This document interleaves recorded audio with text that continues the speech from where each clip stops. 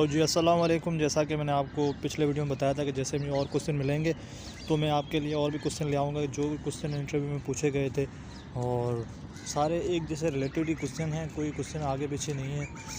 एक ही टॉपिक उन्होंने देखा हुआ है, उन्हीं टॉपिक में से उन्होंने क्वेश्चन बनाए हुए हैं और वही क्वेश्चन रिपीट कर रहे हैं। तो आपने इन क्वेश्चन को ज़रूर देखना है और इसके रिलेटेड भी 2-3 चीज़ें और देखनी है।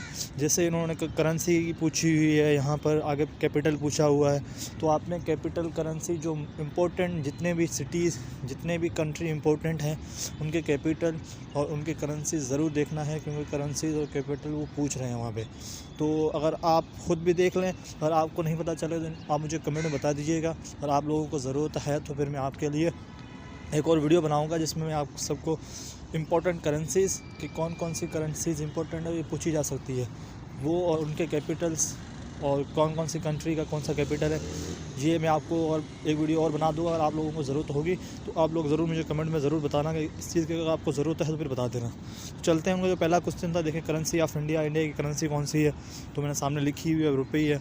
उसके बाद करेंसी ऑफ जर्मनी, जर्मनी की करेंसी कौन सी है, तो आपने उसकी जर्मनी की करेंसी जो है वो यूरो है। उसके बाद biggest ocean of the world, उन्होंने कहा दुनिया का सबसे बड़ा समंदर कौन सा है, तो वो पैसिफिक ओशियन है। उसके बाद था difference between sea and ocean, अब ओशियन क्या होता है और सी क्या होता है, इसका डिफरेंस था।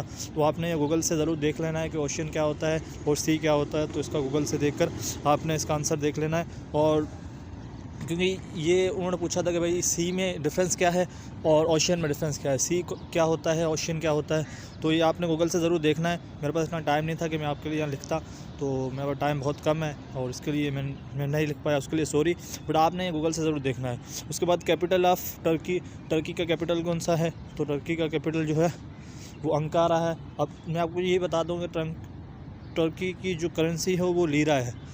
टर्की की करेंसी कौन सी है, लीरा है। अगर आपसे पूछा जाए, क्योंकि अगर एक से कैपिटल पूछा है, आपसे कल करेंसी पूछ लें, आपसे करेंसी पूछिए तो किसी से कैपिटल पूछ लें, तो आपने ज़रूर देख के जाना है। कैपिटल और करेंसी इंपॉर्टेंट टॉपिक है आपके इंटरव्यू के लिए, तो आपने ये ज़रूर उसको रेडी करके जाना है। हम इसकी अगली स्लाइड पे चलते हैं और वहाँ मैं आपको बताता हूँ कौन सा क्वेश्चन है। देखिए कैपिटल ऑफ यूएसए, उन्होंने यूएसए का कैपिटल पूछा है, तो वाशिंगटन डीसी है।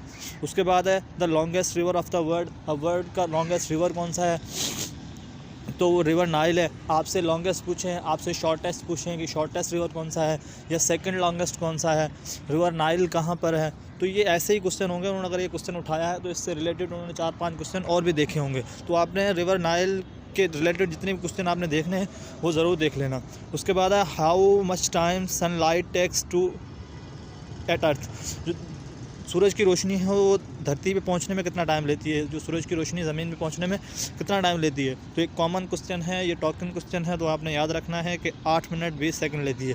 अब जैसे इन्होंने यहाँ पर सूरज की पूछ ली, किसी से आपसे चाँद की पूछ लेंगे, चाँद की रोशनी ज़मीन में कितने टाइम पर पहुँचती है, तो आपने वो देख लेना है, क्योंकि ये दोनों रिलेटेड है। चाँद की रोशनी और सूरज की रोशनी दोनों रिलेटेड है, तो आपने रिलेटेड चीज़ें देखनी है, जो एक दूसरे चीज़ें मिल रही हैं आपने ये चीज़ें ज़रूर देखनी है। उसके बाद था कि हाईएस्ट पीक ऑफ वर्ल्ड, अब दुनिया के तो ये दुनिया की हाईएस्ट पीक कौन सी है, तो आपने याद रखना है कि दुनिया की हाईएस्ट पीक जो है माउंट एवरेस्ट है। उसके बाद है चेयरमैन ऑफ सेनेट, सेनेट के चेयरमैन कौन से थे, वो सादिक संजरानी अभी है, मोहम्मद सादिक संजरानी पाकिस्तान के सेनेट के चेयरमैन, तो आपने ये भी देखो क्वेश्चन याद रखना है। उसके बाद है कि who suggested word Pakistan, Pakistan जो नाम था वो किसने दिया, वो किसने बताया, तो चौधरी रहमत अली ने पाकिस्तान का नाम जो है वो रखा था, जिसे कहते हैं कि पाकिस्तान का नाम चौधरी रहमत अली ने रखा था। उन्होंने सजेस्ट भी किया था कि जो हम नया मुल्क बनाएंगे और जो नई कंट्री हम अपनी बनाएंगे उसका नाम हम पाकिस्तान रखेंगे, और पाकिस्तान जो है ये 3-4 वर्ड से बना हुआ है, आपने इसका भी देख लेना है। कि किसी से पूछ लें कि पाकिस्तान का पे का मतलब क्या होता है, अलिफ का मतलब क्या होता है, काफ का मतलब क्या होता है, सीन और तालिफ का मतलब क्या होता है, तो ये भी आपने क्वेश्चन वहाँ से देख लेना है। मेरे पास बहुत कम टाइम था, मैं आपसे ये सॉरी कर सकता हूँ कि मेरे पास बहुत कम टाइम था, मैं वो चीज़ें लिख नहीं पाया। और उसके बाद था कि डेट ऑफ बर्थ ऑफ अल्लामा इकबाल, अल्लामा मोहम्मद इकबाल की डेट ऑफ बर्थ बताएं, तो आपने ये भी याद रखनी है। किसी से कायदे की पूछ लें या आप डेथ की पूछ लेंगे, जो कायदे की डेथ कब हुई थी वो तारीख बताएं, अल्लामा इकबाल की डेथ कब हुई थी वो तारीख बताएं, या आपने सर सैयद के बारे में थोड़ा देख लेना कि सर सैयद की आपसे कुछ पूछा जाए, तो ये तो सी अल्लामा इकबाल की जो डेट ऑफ बर्थ थी वो थी कि 9 नवंबर 1877। उसके बाद एक और क्वेश्चन पूछा था उन्होंने किसी गर्ल से कि what is the GDP, GDP क्या होती है, तो आपने देख लेना है कि जीडीपी क्या है, पाकिस्तान की जीडीपी अभी कितनी है और जीटीपी किसे कहते हैं, तो ये आपने ज़रूर जीटीपी के बारे में थोड़ा बहुत सर्च कर लेना। अगर आप लोगों को नहीं समझ आया तो आप मुझे कमेंट में बता देना, तो मैं आपके लिए एक शॉर्ट वीडियो ज़रूर बनाऊंगा इन चीज़ों के लिए, तो चीज़ें जो आपको समझ नहीं आ रही। तो उसके बाद था कि how can we increase GDP, हम जीडीपी को कैसे बढ़ा सकते हैं। लाजमी है, जीडीपी जो पाकिस्तान का है ग्रॉस प्रोडक्ट है, और उसे हम बढ़ाने के लिए हमें अपने टैक्स ज़्यादा करने पड़ेंगे, लोगों से टैक्स लेने पड़ेंगे। ये इसका जनरल क्वेश्चन है, और आपने देख लेना है कि जीडीपी को कैसे बढ़ाएं। आप और गूगल पे सर्च भी मारेंगे तो आपको ये चीज़ें सारी मिल जाएंगी, आसानी से मिल जाएंगी, और टोकन क्वेश्चन है, ये कोई मुश्किल क्वेश्चन नहीं है। उसके बाद है योर स्ट्रेंथ। अब आपकी जो स्ट्रेंथ है वो आपने ज़रूर वहाँ बतानी है कि मेरी स्ट्रेंथ ये है। मैं स्ट्रेंथ का मतलब कि आप क्या कर सकते हैं, आपके अंदर कौन सी एबिलिटी है कि आप वो काम कर सकते हैं। तो जी आपने अपनी स्ट्रेंथ बतानी है कि मैं ये काम अच्छा कर सकता हूँ, मैं कंप्यूटर में मेरी नॉलेज अच्छी है, मैं कंप्यूटर अच्छे से चला सकता हूँ, मुझे एमएस ऑफिस का काम अच्छा आता है।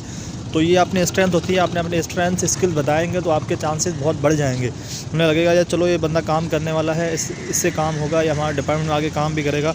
तो ये आपने चीज़ें याद रखनी है। इंशाल्लाह नेक्स्ट वीडियो में मिलते हैं, तब तक के लिए अपना ख्याल रखिए। अगर वीडियो अच्छा लगा हो तो चैनल को लाइक करें, सब्सक्राइब ज़रूर करें, और कमेंट करें जो चीज़ आप समझ नहीं आई है। थैंक यू, अल्लाह हाफ़िज़।